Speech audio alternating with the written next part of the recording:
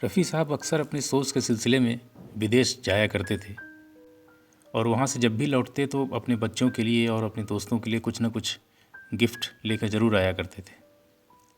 बच्चे भी अक्सर उनसे फरमाइश करते और नहीं भी करते तो भी रफ़ी साहब उनके लिए कुछ न कुछ ज़रूर ले आते और बच्चों को भी इंतज़ार रहता कि इस बार अब्बू कुछ नया लेके हमारे लिए आएंगे। तेरे सदके जाऊं बदकम्मा बदकम्मा, मुझे अपना बनाओ बदकम्मा बदकम्मा।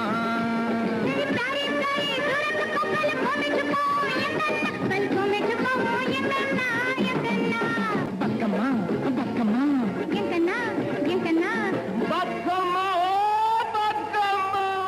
ऐसे ही एक बार रफ़ी साहब अपनी सोच करके विदेश से वापस आए तो काफ़ी खामोश थे और आकर चुपचाप घर में बैठ गए। रफ़ी साहब की खामोशी का कारण था कि रफ़ी साहब इस बार खाली हाथ आए थे और बच्चे भी चाहकर भी उनसे नहीं पूछ सकते थे कि अब्बू इस बार उनके लिए कुछ क्यों नहीं लेके आए। खैर उस समय तो किसी ने रफ़ी साहब से कुछ नहीं पूछा, लेकिन जल्द ही लोगों को यह बात पता चल गई कि रफ़ी साहब ने सोच से मिले सारे पैसों से इस बार एक डायलिसिस मशीन खरीद ली थी जो मुंबई के ही किसी हॉस्पिटल को दान में दे दी थी। रफ़ी साहब द्वारा डायलिसिस मशीन खरीदने का किस्सा एक बार संगीतकार नौशाद जी ने भी बताया था।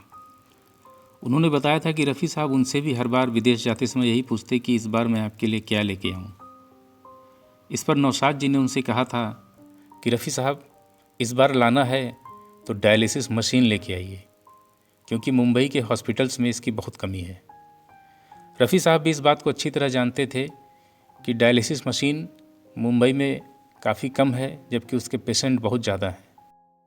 रफ़ी साहब खुद भी डायबिटीज़ के पेशेंट थे और वह डायलिसिस मशीन की वैल्यू को समझते थे, इसलिए उन्हें भी नौशाद जी की सलाह उचित लगी और वो चुपचाप डायलिसिस मशीन लाकर नज़दीक के हॉस्पिटल को दान में दे दिए। रफ़ी साहब के बेटे शाहिद रफ़ी जी ने भी अपने इंटरव्यूज़ में बताया है कि रफ़ी साहब को डायबिटीज़ थी और वो अक्सर खाना खाने के बाद मीठे की डिमांड किया करते थे, जिस पर घर वाले रोकते तो रफ़ी साहब यही कहते, बस ज़रा सुन्नत पूरी हो जाएगी। मैं कुछ भी हूँ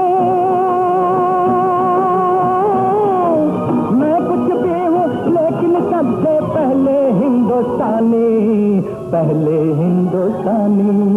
गंगा मेरी माँ का नाम, बाप का नाम हिमालय। जय रफ़ी साहब। होगे जहाँ तुम वहाँ होंगे हम।